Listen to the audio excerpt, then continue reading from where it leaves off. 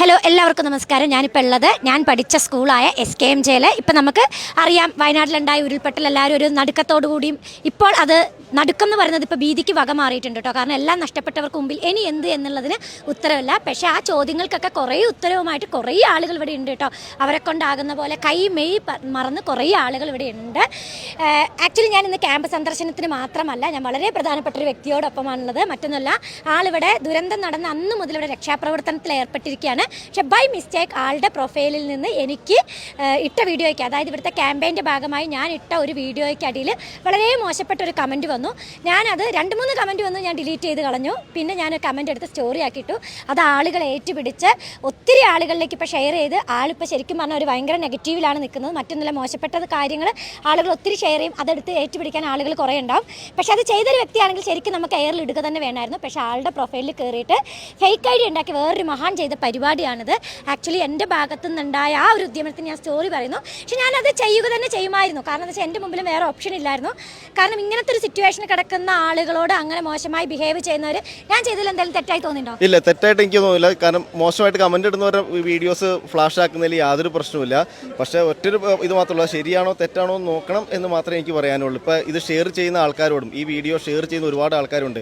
ഇപ്പോൾ ഞാൻ നോക്കുമ്പോൾ കഴിഞ്ഞ ദിവസം ബിഗ് ബോസിലുള്ളൊരു ഒരു ആൾ ഇതേപോലെ വീഡിയോ ഷെയർ ചെയ്തിരുന്നു.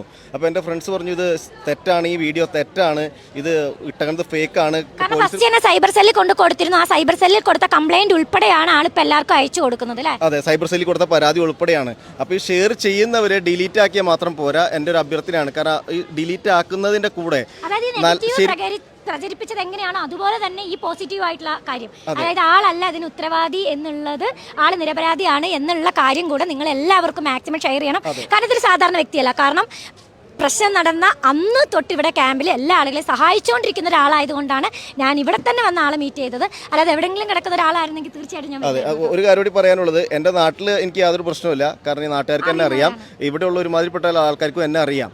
പക്ഷേ ഇതല്ലാത്ത സ്ഥലങ്ങളിൽ ഞാൻ ചെല്ലുമ്പോൾ ഉണ്ടാകുന്നൊരു ബുദ്ധിമുട്ടുണ്ട്. അപ്പോൾ അതിനുവേണ്ടിയാണ് ഷെയർ ചെയ്യാൻ പറയുന്നത്. ഷെയർ ചെയ്ത് നിങ്ങളൊന്ന് സഹകരിക്കണമെന്നാണ് എൻ്റെ അഭ്യർത്ഥന. കാരണം എന്താണ് സത്യം എന്നുള്ളത് മറ്റുള്ളവർ അറിഞ്ഞിട്ടുണ്ടെങ്കിൽ എനിക്കും അത് വളരെ ഉപകാരമായിരുന്നു. നിങ്ങൾ എങ്ങനെ ഷെയർ ചെയ്യാൻ മുതിർന്നോ അതേപോലെ തന്നെ അതേ ഇതിൽ തന്നെ നല്ല കാര്യം കൂടി ഒന്ന് ഷെയർ ചെയ്യണം എന്നൊരു അഭ്യർത്ഥനയും കൂടി എനിക്കുണ്ട്. പിന്നെ എപ്പോഴും ശ്രദ്ധിക്കേണ്ട ഒരു കാര്യം, നമ്മുടെ പ്രൊഫൈൽ പിക്കൊക്കെ നമ്മൾ പ്രൊട്ടക്ഷൻ മോഡിൽ ഇടണം. കാരണം അത് മറ്റുള്ളവരെടുത്ത് മിസ്യൂസ് ചെയ്യാനുള്ള ചാൻസ് കൂടുതലാണ്. എനിക്ക് ഇതുപോലത്തെ ഒരു എക്സ്പീരിയൻസ് ഉണ്ടായിരുന്നു.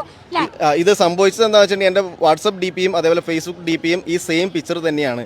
അത് എടുത്തിട്ടാണ് ഇത് ആരോ ചെയ്തിരിക്കുന്നത്. ആ പിക്ചർ എടുത്തിട്ടാണ് ആരോ ചെയ്തിരിക്കുന്നത്. അതൊരു ഫേക്ക് ID ഉണ്ടാക്കി വേറെ 1-2 പേർക്ക് ഇതേപോലെ മോശം കമൻറ്റ് പോയിട്ട് തന്നെ വിളിച്ച് പറഞ്ഞിരുന്നു, ഇങ്ങനെ മോശം കമൻറ്റ് വരുന്നുണ്ട്, ശ്രദ്ധിക്കണം എന്ന് തന്നെ വിളിച്ച് പറഞ്ഞിരുന്നു.